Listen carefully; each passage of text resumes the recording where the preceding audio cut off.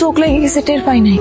এই বান্দির বাচ্চা, এই তোরে কি আনছি ঘুমানোর লাগা? কাজ বাদ দেন, আরাম করে ঘুমাইতেছস না? ফকিন্নির বাচ্চা, ফকিন্নি। আমার শরীরের এই অবস্থা নিয়ে আমি এত কাজ করতে পারি না, তবুও তো আমি চেষ্টা করি বাড়ির সমস্ত কাজ করার। আপনি আমার সাথে এত খারাপ ব্যবহার কেন করেন আম্মা? ও তোরে তো খারাপ ব্যবহার কম না, তোর এই চুম্মা দিও কথা কম। ফকিন্নির বাচ্চা, ফকিন্নি। তোর মা যে আসে কি নিয়ে আসে? একটা লাউ, একটা কুমড়া, একাটি ডাটা। আর আমার মেজুর পোলা শ্বশুরের কি নিয়ে আসে? মাজা বইরা মাছ, মাংস, সবজি খাইয়া করতে পারি না, পয়সা যায় আবার দেয়। প্রতি মাসে আমার একটা করে শাড়ি দেয়।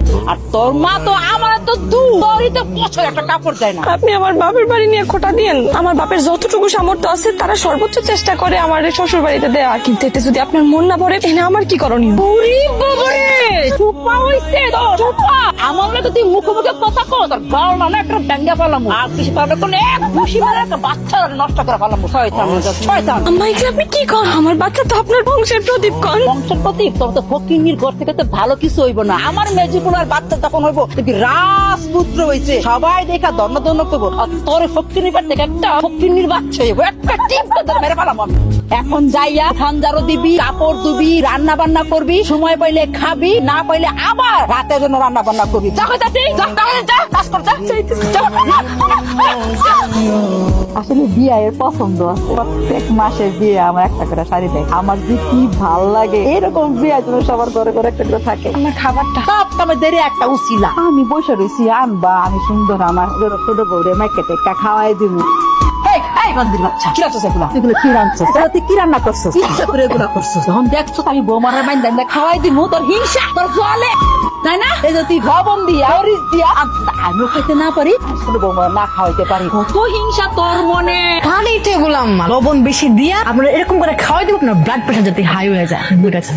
তুমি এগুলো কি করতেছো ছোট বউ? আম্মা আমি সবকিছু ঠিক করে রাঁধছি, আমি কোনো কিছু ভুল করি নাই। ও ঠিক করে রাখছো, কোনো কিছু ভুল করছ না। খাইতেছি ইচ্ছা করে করছস না, ভুল কি করছস? আমি পয়সা দিচ্ছি আমার কোনো বৌমার আদর করে খাওয়াই দিব, লবণ দিয়া মরিচ দিয়া আমিও খাইতে না পারি, ও খাইতে না পারি। আধা ঘন্টার মধ্যে তুই আমারে মাংস, মাছ, দই, মিষ্টি সব সামনে দিবি। না দেস না, বাচ্চারা একটা মুড়া মাইরা বাচ্চাটা বার করে ভালো। আমার 3টা বাচ্চা হয়েছে, আর একটা বাচ্চা জন্ম দিতে পারছে না, দুনিয়ার ছিলা।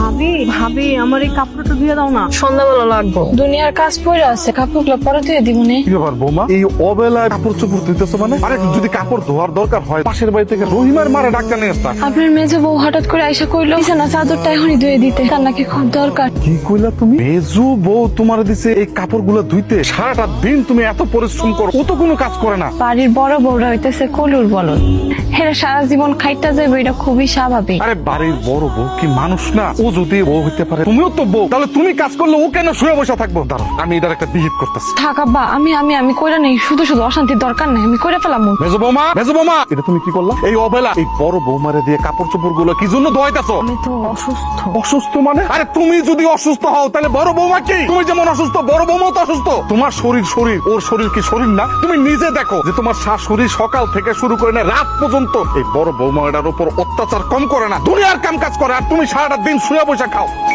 তারপর তুমি তোমার নিজের কাপড় গুলা ধুইতে পারলা না? এই তুমি কি পাইছো? কি পাইছো তুমি? তোমার বাপের টাকা পয়সা ধন দৌলত অনেক থাকতে পারে, কিন্তু তোমার বাবা মা তোমার মানুষ করতে পারে না। আসলে টাকা থাকলে যে মানুষ মানুষ হয় তা না, তোমার বাবা মা তোমার একটা অমানুষ বানাইছে। কি ব্যাপার বউ, তুমি এই শরীর নিয়ে এই জায়গায় কাপড় কাচতেছো কি লিগা? কারণ তোমার আব্বা আমারে কইছে কাপড় ধুইতে। আব্বা তোমার কাপড় দিতে কইছে? আমি সেই বাড়ির মাইয়া, সোনার চামচ মুখে নিয়ে আমি জন্ম করছি, আর এই মাইয়া আজকে তোমার বাড়িতে কাপড় ধুইতেছি কাজের বুয়ার মত। কি হয়েছে আমার ঘটনা খুলে কত? আমি তোমার ভাবিরে কইছিলাম আমার 2টা কাপড় একটু ধুইয়া দেন, আমার আব্বা আয়া আমার এই বউ কাপড় ধুইব কি লিগা? তোমার কাপড় তুমি ধো।